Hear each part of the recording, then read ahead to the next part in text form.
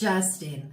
If you've been watching AI stocks like Nvidia or OpenAI and thinking, maybe I should jump on this money train, slow down.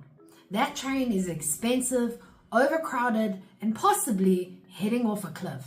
According to Futurism and recent reports from McKinsey, S&P Global, and even JP Morgan, the AI industry is still spectacularly unprofitable. Despite all the noise about artificial intelligence and billion-dollar valuations, the truth is more, well, artificial. This is less about robots taking over and more about spreadsheets imploding. AI is impressive, but so is the burn rate.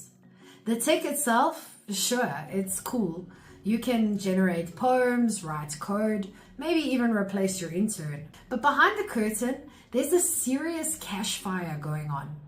According to McKinsey, AI data centers will need to spend $6.7 trillion by 2030 just to keep up. For reference, the entire AI market size this year is estimated at $305.9 billion. That's like buying a Ferrari for the price of a toaster, then realizing you need 10 Ferraris just to keep the lights on. And OpenAI, it's reportedly spent its entire $4 billion in revenue just running and training models. That's not a business model. That's a very expensive science fair project.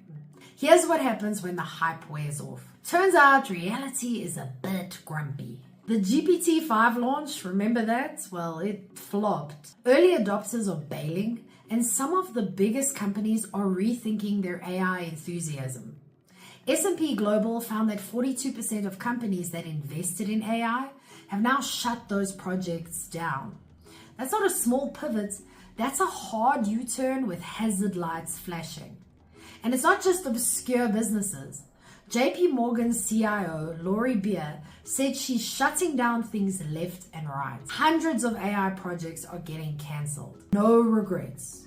We're not afraid to shut things down, she told the New York Times.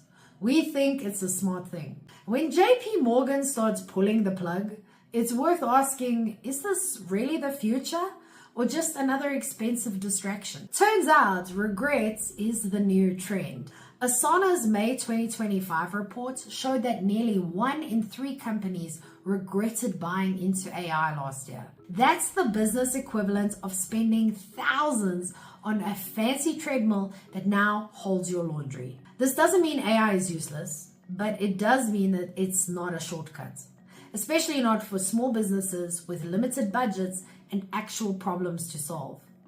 If your website is slow, your messaging is fuzzy, and your leads are drying up, AI won't fix that. It'll just add another tool you don't understand to the pile you already ignore. You don't need a robot, you need a plan. As a StoryBrand certified guide and duct tape marketing strategist, I talk to a lot of business owners who are stressed out and overwhelmed. They see headlines about AI changing the world and wonder if they're being left behind. But here's the thing. Most of what makes marketing work, clarity, consistency, trust, is still deeply human. So before you drop cash on an AI tool, ask a simpler question. Can your customers understand what you do and why they should care? If the answer is no, don't reach for a chatbot. Start with a clear message. That's exactly what the 5-minute marketing fix is for. It helps you write one simple sentence that cuts through the noise and helps customers say, yes, this is for me.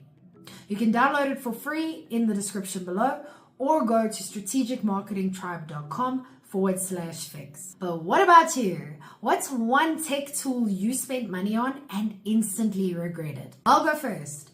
I tried Surfer AI thinking it might speed up content creation. But as a writer, there was no way I could publish what it gave me.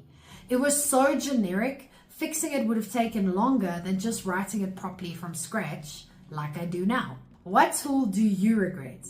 Let me know in the comments. I'm Vicky Sidler from the Strategic Marketing Tribe, and I post helpful news updates for small businesses every day.